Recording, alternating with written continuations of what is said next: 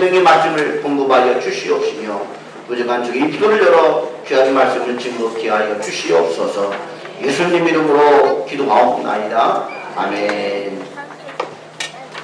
오늘 말씀의 제목은 하나님이 함께하는 사람입니다. 오늘 말씀 창세기 28장 15절 말씀을 한 목소리로 함께 크게 읽어보도록 하겠습니다. 시작. 내가 너와 함께 있어 네가 어디로 가든지 너를 지키며 너를 이끌어 이 땅으로 돌아오게 할지라. 내가 네게 말하는 것을 다 이루기까지 너를 떠나지 아니하리라 하신지라. 아멘. 영국 속담에 불행 속에서도 함께하는 사람들이 있다면 그 불행을 이길 수가 있고 슬픔도 덜어진다라고 말했습니다. 제가 어릴 때 시골에서 우리 어머니가 먼 길을 밤에 가야 될 때가 있습니다.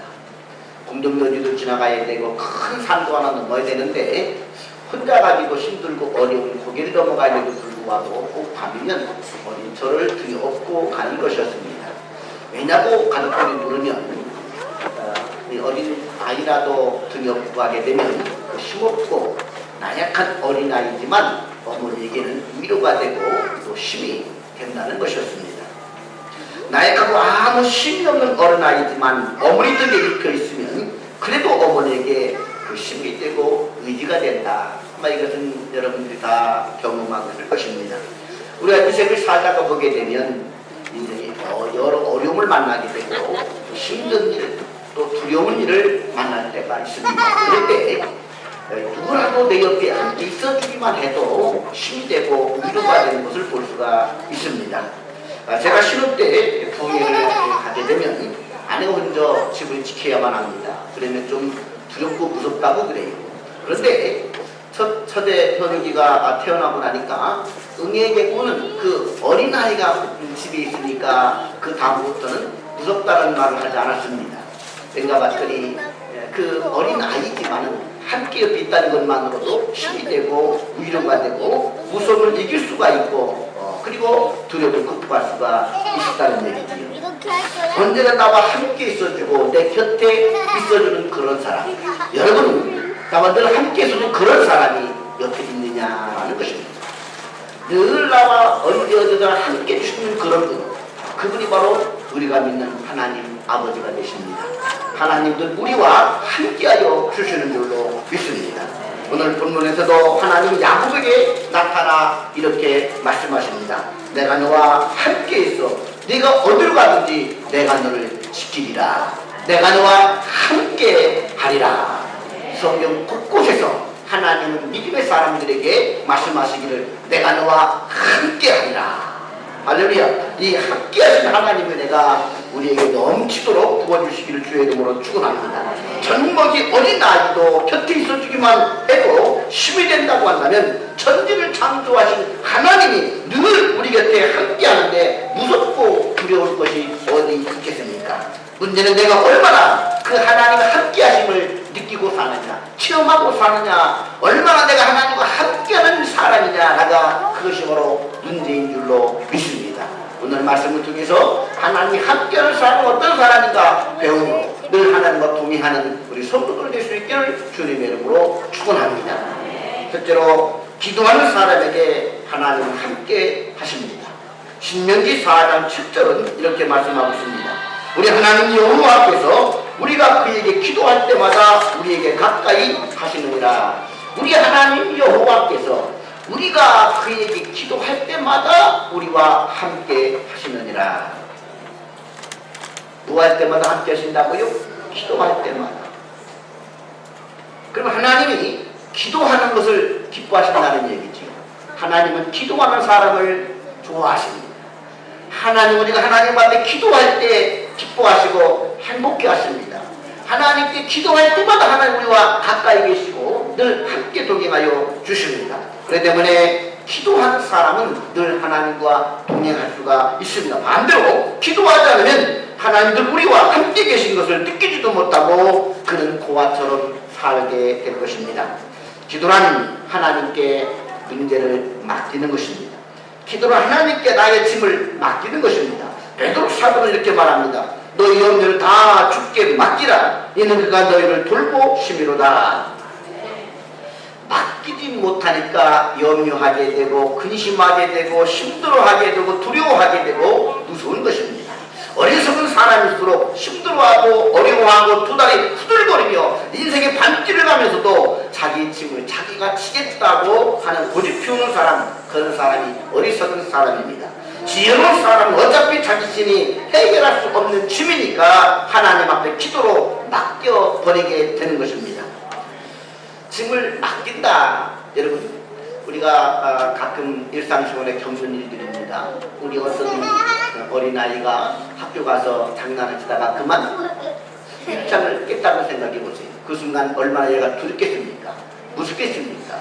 장난친 것도 선생님에게 큰 따가운 또 이제 충고를 받게 되고 거기다가 유리창 깨게 깼으니까 금전적으로 또 무너져야 됩니다. 이 어린아이가 어떻게 이걸 무너질 수가 있겠어요? 집에 돌아나는 근심이 있습니다. 많은 짐이 그를 무겁게 합니다. 밥도 안 먹고 구석에 엎드려 있으니까 엄마가 묻습니다. 얘, 너 오늘 학교 갔다 온 뒤로 왜 이렇게 기운이 없니? 이 아이가 또 어머니에게 얘기하면 꾸중들을 것 같고 또 금전적으로 유리창을 또 끼워줘야 되니까 또 손해도 보고 그러니 말 못하다가 용기 내서 어머니께 얘기합니다. 엄마 사실 학교에서 친구와 놀다가 장난치다가 유창을 깼어요. 그 유리창을 다시 끼워 물어줘야 돼요. 그렇게 입을 열어 엄마에게 고백하는 순간 그 유리창 값을 물어줘야 된다고는 부담감, 짐은 엄마가 지게 됩니다. 말하는 순간이 어린아이는 그 짐을 벗게 되는 것. 이게 바로 뭐냐? 짐을 맡긴다라는 얘기죠. 짐을 맡기는 것입니다. 이 아이는 돈이 없으니까 유치원값 물을 수가 없어요. 혼자 고민한다고 해결되는 문제가 아닙니다. 어차피 내가 해결할 수 없는 것 엄마에게 털어놓음으로써 그 짐을 엄마가 대신 지게 되는 것이지요. 할렐루야. 우리 인생을 살다 보게 되면 내 힘으로 해결할 수 없는 많은 문제들이 발생하게 됩니다. 그럴 때마다 우리는 혼자 고민하고 두려워하고 두 다리 후들거리며 근심하지 말고 하나님 앞에 맡겨버리는 사람이 될 수 있기를 주님의 여러분은 축원합니다. 짐을 잘 맡기는 사람이 성경에 보면은 다윗이라는 분입니다. 이 다윗은 골리앗을 죽이고 유명해져서 한 나라의 장군이 되었습니다. 그 후에 전쟁에 나갈 때마다 그런 승전을 했습니다. 그리고 이스라엘의 두 번째 왕이 되었습니다. 저 시골 양치는 목동이 이래 이스라엘의 황제가 된 것이지요. 어떻게 이렇게 다윗이 용감할 수가 있었고 어떻게 그가 출세할 수가 있었습니까? 그것은 그가 하나님 앞에 짐을 맡기는 법을 배웠기 때문입니다. 시편 서기는 그렇게 고백하고 있습니다. 내 짐을 여호와께 맡겨라. 그가 너를 붙드시고 의인의 요동함을 영원히 허락지 아니하시리로다. 그는 무거운 짐이 있을 때마다 하나님 앞에 맡겼다라고 고백하고 있습니다. 시편 55편 1절 3절은 말합니다. 하나님이여 내 기도에 귀를 기울이시고 내가 간구할 때 숨지 마소서. 내게 굽히사 응답하소서. 내가 근심을 편하지 못하여 탄식하오니 이는 원수의 소리와 악인의 압제 때문입니다. 사울에게 쫓길 때도 광야에서 혼자 외롭게 살아갈 때도 정말 어려운 일을 만나서 참이 오지 않을 때도 그 인생의 모든 무거운 짐을 하나님 앞에 하나님이여 내 짐을 맡아주세요. 탄식하는 하나님 앞에 기도했다고 말하고 있습니다. 그럴 때마다 하나님이 다윗을 붙잡아 주셨고 다윗의 짐을 대신 져 주셨고 늘 다윗과 함께하여 주셨다는 것입니다. 그는 얼핏 보게 되면 용감한 장군처럼 보이고 터프한 사나이처럼 보이지만 성경을 깊이 보게 되면 그는 어린아이처럼 여리고 마치 부드러운 여인처럼 무척 수줍어하며 무척 가녀린 모습을 볼 수가 있습니다. 조그만 문제가 생겨도 다윗이 이렇게 고백합니다. 하나님 도와주세요. 저는 하나님밖에 의지할 필요 없습니다. 하나님 도와주세요. 마치 엄살을 부리는 것처럼 그는 매 순간마다 하나님 앞에 나아가 부르짖고 의지했고 하나님 앞에 짐을 맡겼습니다. 버컬리라는 유명한 추석가는 인간은 사람 앞에서 때로 강한 척, 늠름한 척, 용감한 척, 힘센 척 할 필요가 있지만 하나님 앞에서는 엄살을 좀 피울 필요가 있다. 이렇게 말하고 했습니다. 여자들처럼 하나님 앞에서 좀 엄살을 피워야 한다는 것입니다. 아내들이 평소 집안일을 안 하다가도 이렇게 남편이 휴일날 집에 있으면요 그동안 한 번도 떠들어보지 않던 막 냉장고 옮긴다고 그러고 막 무거운 빨래도 막 힘으로 막 들고 옮긴다고 해요. 끙끙거리며 옮기려고 하면 아이고 부부하면 힘도 못 씁니다. 옆에 쓱 쳐다보면 TV 보고 남편이 그것도 못 옮겨? 내가 힘 좀 써주지 하면서 힘 센 척 이 물건도 옮겨주고 냉장고도 옮겨주고 막 커튼도 달아주고 그래요. 여자들이 꼭 이렇게 연약한 척을 해서 남자의 도움을 받으려고 해요. 그런데 이것도 아이들이 그대로 배웁니다. 공원에 놀다가 아이들이 막 엎어집니다. 엎어지는 순간 주변부터 쓱 살펴봅니다. 아무도 없으면 털고 일어납니다. 근데 마침 옆에 어머니가 있으면 울음을 터뜨리면서 아주 죽을 것처럼 막 연약한 척 막 울부짖습니다. 그 옆에 그 엄마가 가서 이렇게 세워주고 옷도 떨어줍니다. 옆에 나를 도와줄 이 엄마가 있으면은요, 그렇게 참 약한 척하고, 그리고 또 이렇게 응석을 부르게 됩니다. 그 엄마는 그 응석을 다 받아주고, 이렇게 세워주고, 그를 끌어안아 줍니다.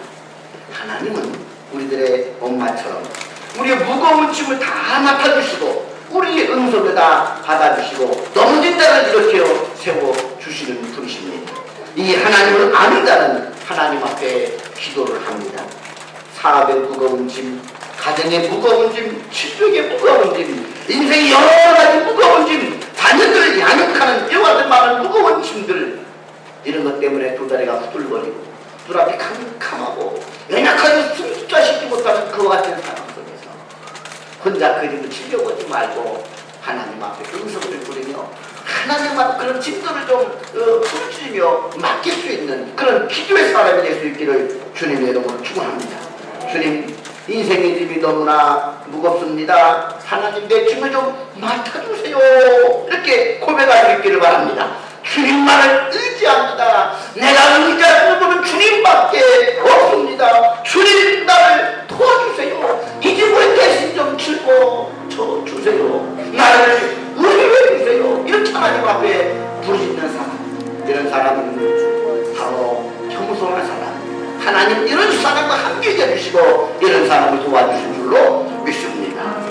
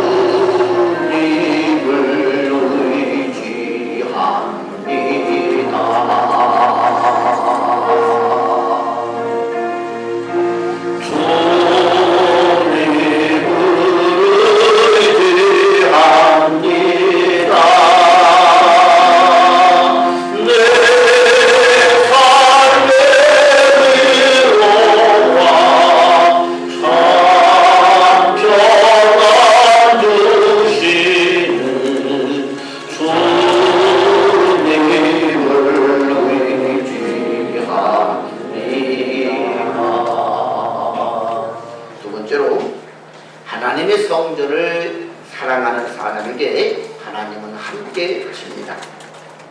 오늘 본문에 보면 야곱은 형 에서에게 쫓기어서 도망을 치고 있는 과정이었습니다. 형 에서가 동생 야곱을 그렇게 날선 칼을 들고 죽이려고 합니다. 동족상간의 비극이요, 형제들 간의 싸움이지요. 그래서 정든 고향, 정든 어머니, 아버지 품을 떠나야만 했습니다. 얼마나 황급히 집을 떠났던 시도 짐도 챙기지 못하고 배내리 걷지마나 가지고 짐을 챙겨가지고 정처없이 집을 나섰습니다. 그러던 중에 날이 저물었습니다. 사방을 둘러보니 이슬을 피할 조막집도 없고 주막도 없습니다. 광야 한복판에서 이제 잠을 청할 수밖에 없었습니다. 하늘을 이불 삼고 땅을 요를 삼고, 그리고 둘러보니까 굴러다니는 돌이 있어서 그 돌을 베개 삼아서 두었습니다. 두렵고 무섭고 그 연약한 이때 잠이 오겠습니까? 뒤척이다가 한상이 열립니다. 혼자인 줄 알았는데 그 밤에 하나님 야곱에게 임재하시는 것입니다. 그리고는 하나님이 야곱에게 말씀하십니다. 야곱아, 야곱아, 나는 너의 조부 아브라함의 하나님이요 너의 아버지 이삭의 하나님이라.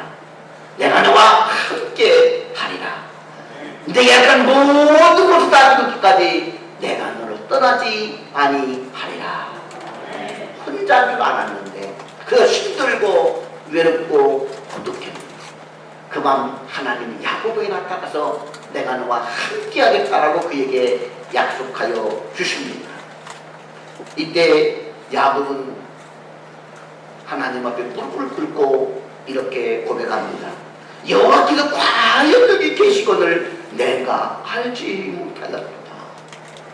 아, 하나님이 나와 늘 함께하고 계시는구나. 집에서도 함께 한 것처럼 이 광에서도 부모, 형제, 친구가 함께할 수 없어도 하나님은 나와 함께하고 계시는구나. 하나님이 함께하는데 내가 하나님 느끼지도 못하고 깨닫지도 못하였구나. 내가 이곳에 산다 함께인 걸 내가 깨달았구나. 그리고는 베개 했던 돌을 기둥으로 세우고 그곳에 기름을 붓습니다. 그러나 하나님 앞에 이렇게 기도합니다. 이곳이 하나님의 집입니다. 이곳이 바로 하나님의 성전입니다. 하나님, 내가 이곳에 하나님의 집을 짓고 하나님과 영원토록 살기를 원합니다. 야곱은 왜 일어나자마자 하나님을 만나자마자 거기에 돌로 기둥을 세우고 이 돌이 하나님의 집이 될 것이라고 소원하며 기도하는 것입니다. 이것은 하나님과 함께하기만 하면 된다는 거예요.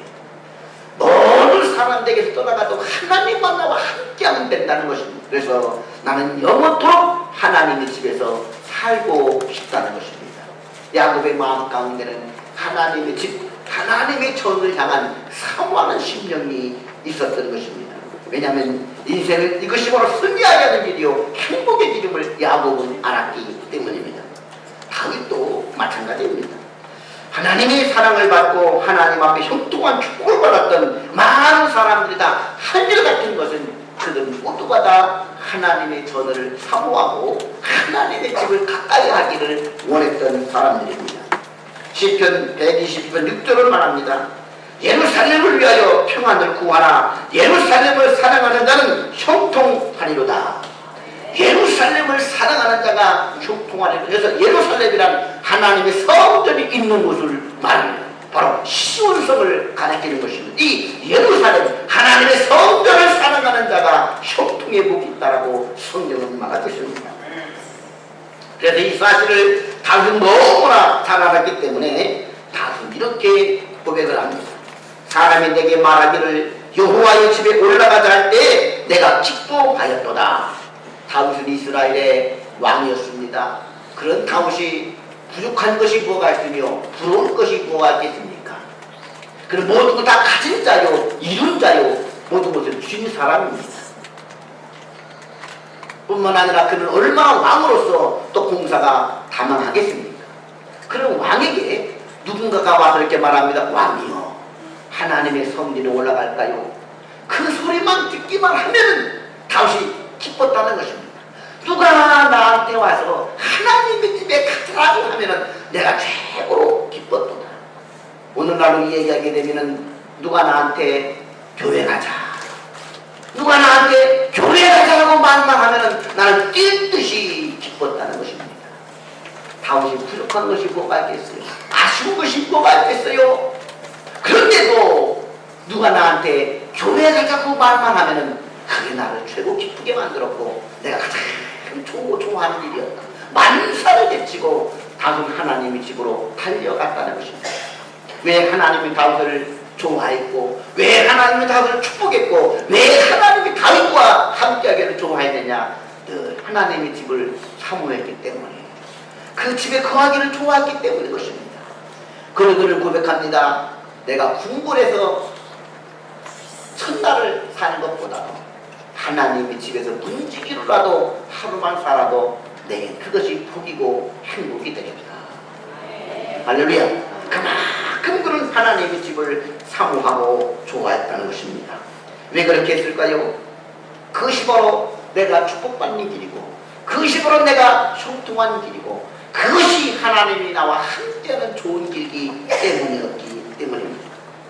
야곱도 혼자인 줄 알았는데 하나님이 자기와 함께 하신다는 것을 깨닫게 되자 너무나 감사해서 일어나 제단을 쌓았습니다. 그리고 그곳에 하나님의 집을 지어드리고 그곳에 영원토록 하나님을 예배하고자 한다고 서원합니다. 그리고 또 뭐라고 말합니까? 내가 11조를 드리겠습니다. 하나님이 나와 영원토록 함께하여 주옵소서. 우리는 지난주 야곱이 장자의 명분을 소중히 여긴 것을 배웠습니다. 이 장자의 명분이라 오늘날 성도의 명분, 하나님의 자녀의 명분이었습니다. 하나님의 자녀들은 세 가지 명분을 소중히 아른다고 했습니다. 첫째는 주일성소요, 둘째는 11조요, 세 번째는 사명입니다. 이 세 가지만 보면 우리가 얼마나 하나님의 자녀로서 자신을 소중히 여기고 명예를 존중히 여기고 사는가를 알 수 있다고 했습니다. 야곱도 하나님을 만나자마자 모르겠다느냐 기둥으로 하나님 앞에 세워놓고 기름을 부으면서 이것이 하나님의 집이 될 것입니다. 하나님, 내가 하나님 앞에 영원토록 하나님을 예배하는 자로 살기를 원합니다. 그리고 하나님 앞에 11조를 드리며 하나님을 섬기기를 원합니다. 할렐루야. 그것이 하나님을 가까이 하고 그것이 하나님과 동행하는 길이었기 때문입니다. 그것이 내가 축복받는 길인 것을 알았기 때문인 것이지요. 할렐루야. 우리도 하나님 앞에 기도하는 자가 될 수 있기를 축원합니다. 여러분 인생을 살다가 보게 되면 여러분이 해결할 수 있는 수많은 문제들을 만나게 될 것입니다. 그럴 때마다 그런 짐들을 어린아이처럼 하나님 앞에 맡기는 기도의 사람이 되기를 축원합니다. 혼자 그 문제를 붙들고 끙끙거리며 염려하지 말고 신음하지 말고 기도로 하나님 앞에 맡기시기를 바랍니다. 그리고 늘 하나님의 집을 사모하며 하나님을 예배하는 자가 되기를 바랍니다. 다윗도 그걸 알았던 것이죠. 하나님을 예배할 때 그곳에서 위로를 받았고 하나님과 만날 때 그곳에 지혜를 얻었고 왕으로서 수많은 문제를 당할 때마다 그는 하나님 앞에 나와서 기도하고 문제를 맡길 수가 있었기 때문에 그 어떤 말보다도 누가 나에게 성전에 올라갔다 그러면 좋았다는 것이죠. 예배 속에서 위로받았습니다. 예배 속에서 하나님을 만났습니다. 찬양 속에서 위로를 받았습니다. 기도하면서 모든 짐을 맡길 수가 있었고 하나님의 지혜를 꼭 받을 수가 있었던 것이죠. 할렐루야. 여러분, 내가 얼마나 연약한 자인 걸 아는 사람일수록 내가 얼마나 부족한 자인 걸 아는 사람일수록 하나님 앞에 매달린다는 사실입니다. 교만한 사람일수록 매달리지를 못합니다. 하나님은 거만한 자를 멀리하시고 겸손한 자를 가까이 하시는 하나님이십니다. 하나님, 저는 부족합니다. 하나님만을 의지합니다. 하나님 좀 도와주세요. 아멘. 그러니 하나님의 집을 가까이 할 수밖에 없습니다. 늘 기도할 수밖에 없습니다. 우리 무더운 여름을 살아가는 여러분, 때마다 참 인생에 여러 가지 문제를 당하는 여러분, 그때마다 하나님 앞에 불을 지시고 교회를 멀리하지 마시고 성전 가까이 교회를 가까이 하며 하나님께 의지하고 하나님께 예비하고 하나님을 붙드는 여러분 될 수 있기를 주님의 이름으로 축원합니다. 기도하겠습니다. 사랑과 은혜가 풍성하신 아버지 하나님, 하나님이 함께하는 사람이 되기를 원합니다. 하나님 앞에 무릎 꿇고 기도하는 겸손의 사람이 되기를 원합니다. 하나님을 예배하며 하나님을 가까이 하는 귀한 성도들 되게 하여 주시옵시고 주님으로부터 힘을 얻고 예배를 통하여 하나님 위로를 받으며 뭔가도 하나님과 통합을 통해서 하나님으로부터 힘을 원천 삼아서 살아가도록 아버지 도와 주시옵소서. 예수님 이름으로 기도하옵나이다. 아멘.